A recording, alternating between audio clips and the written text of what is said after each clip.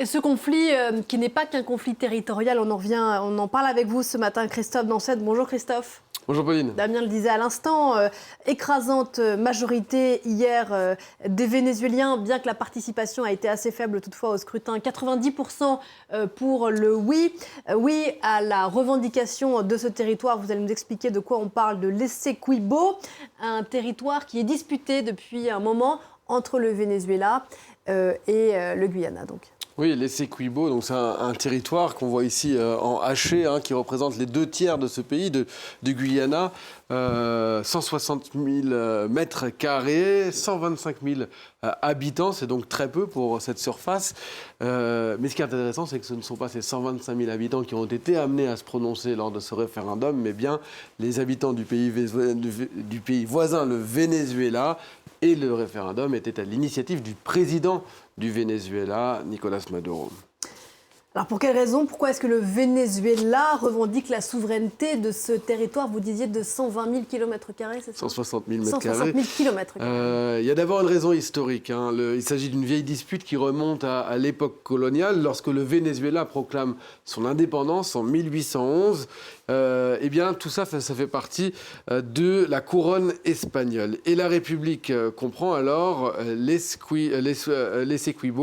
3 ans plus tard, en 1814, les Britanniques acquièrent le pays voisin, le Guyana, après un traité avec les Pays-Bas. Le problème, c'est que dans ce traité, eh bien, la frontière occidentale, celle justement qui sépare le Guyana du Venezuela, n'est pas clairement définie. Et les Anglais finissent par demander à l'explorateur Robert Schomburgk de tracer cette frontière. Il inclura, lui, en grande partie, cette région de l'Essequibo. Le Venezuela, mécontent, porte l'affaire devant les tribunaux. Et à l'époque, le tribunal qui est chargé de juger ce genre d'affaires, il se trouve à Paris, c'est la Cour d'arbitrage de Paris. Et en 1899, les juges donnent raison aux Britanniques. Donc l'Essequibo, eh bien, il reste bien au Guyana. Sauf coup de théâtre, 50 ans plus tard, l'un des juges qui avait participé à cette décision de 1899 raconte dans une lettre écrite avant sa mort comment les Britanniques, à l'époque, avaient fait une immense pression sur la cour arbitrale. Et donc le Venezuela affirme que le jugement de 1899 était biaisé. Sauf que depuis la fin des années 40, pas grand-chose ne s'est passé. Alors pourquoi ce référendum plus de 60 ans plus tard?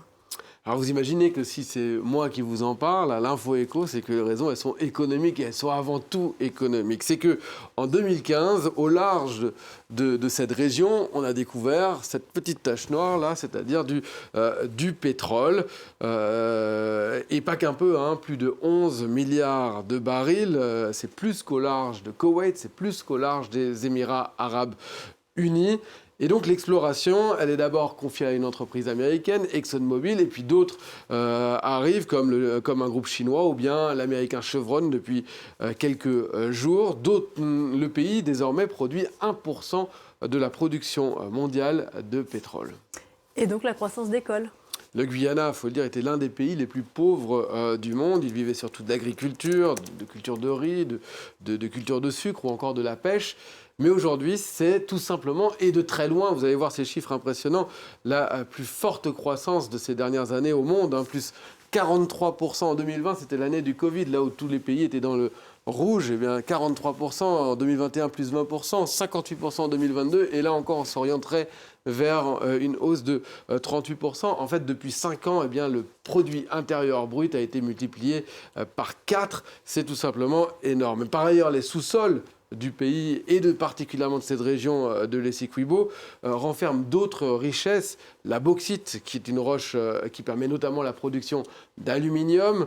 Il y a du diamant aussi. Il y a aussi surtout de l'or. L'or qui devient de plus en plus cher puisque aujourd'hui même, il bat un record à plus de 2100 $ l'once.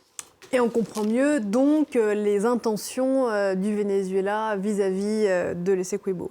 Il y a quand même une certaine malédiction des ressources. Le Venezuela en sait quelque chose puisque le pays a les plus grandes réserves de pétrole au monde et n'en tire pas grand-chose, ou en tout cas très peu profit, en raison des sanctions qu'il y avait pendant ces dernières années. Cette fois, eh bien, l'affaire, elle provoque évidemment des tensions dans toute la région. On voit par exemple que le Brésil a renforcé sa présence militaire au nord, surtout que, on se pose la question, quelle est la valeur juridique de ce référendum, alors que les habitants de l'Essequibo, encore une fois, n'ont pas été consultés. La Cour internationale de justice, c'est-à-dire l'organe de l'ONU qui se trouve à La Haye, a rendu un arrêt vendredi confirmant la validité juridique du texte de 1899, donc du tracé actuel de la frontière, en demandant notamment au Venezuela de ne pas faire ce référendum. On connaît la suite, le Venezuela a quand même fait ce référendum et Caracas ne reconnaît pas la compétence de la Cour de La Haye. D'ailleurs, l'une des 5 questions qui avaient été posées aux habitants du Venezuela, c'était est-ce que vous considérez que la Cour internationale de justice est compétente sur nos affaires? Et ils ont répondu à une écrasante majorité que ce n'était pas le cas. Merci beaucoup Christophe, c'était l'info écho, affaire à suivre donc à propos de ce territoire disputé, à ne pas confondre avec la Guyane bien sûr.